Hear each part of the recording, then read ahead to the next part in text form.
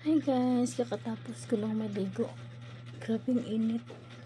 Pero kahit basa yung buhok ko, kailangan kong itali dahil may gagawin ako for today's video. Alam nyo ba? May gagawin ako ngayong araw. Tinatamad lang naman ako magtupi ng damit. So, 1 week hindi ako nakapagtupi ng damit. Papakita ko sa inyo kung gaano karami. So guys, ayan yung mga tutupiin ko. 1, 2, so ito, hindi pa yan wet pa yan siya. 3, yun, grabe. Kakakuha ko lang yan sa sampayan. So, kailangan ko na talaga siyang tutupiin dahil ang liit ng bahay namin para sila ay pumuslit dito. So, hindi pwede. Kailangan natin yan i-dispose. Tsaka ito. So, guys, kahit gano'ng karami yan, mabilis din yan gawin. Kapag nagtutupi ako, isi-separate ko yung shorts at saka yung damit para hindi ka masyadong mahirapan. Kunting tips lang.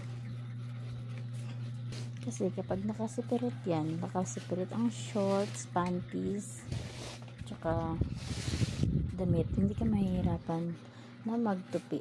Kasi nga, nakaseparate siya. So, let's go. Samahan nyo ako.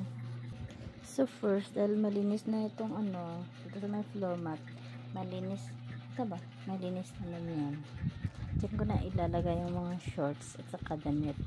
Doon nilinis ko na yan. Isi-separate ko na sila para mabilis lang tayo magtrabaho. Ganon.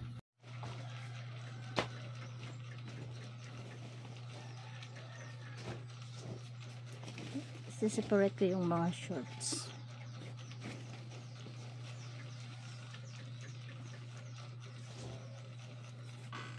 So guys, na-separate ko na yung yung shorts. Ito yung shorts. Saka ito yung naman yung mga damit. So mag-start na tayo.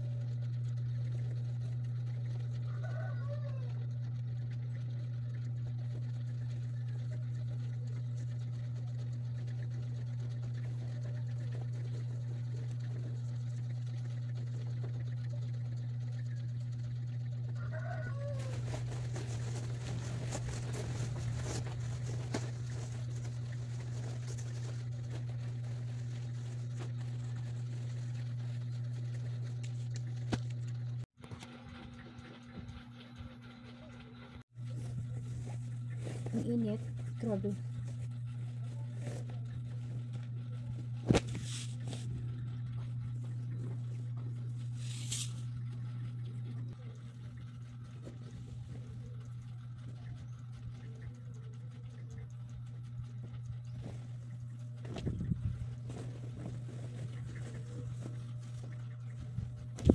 Nakakangalay, sobrang dami ng tutupiin mo.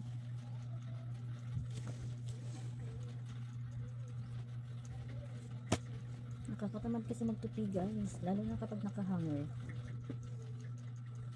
Parang ayaw nang kunin.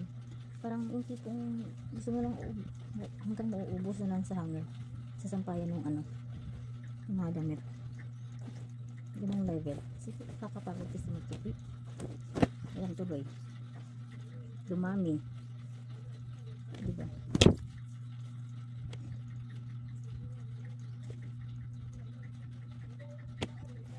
Bilis lang naman ito guys.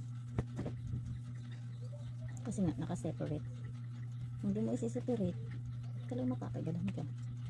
Kasi nga halo-halo yung mga damit. Hindi mo alam kung anong unahin mo. Kaya isi-separate mo na lang para hindi ka na mahirapan. Guys, tapos na ako magtupi ng damit. So ilalagay ko na sa Durabox. Tsaka yung iba hinanggal ko na. So, yan lang yung tinupi ko. Mabilis lang naman dahil nakasipirit siya. So, guys, thank you for watching. Bye-bye!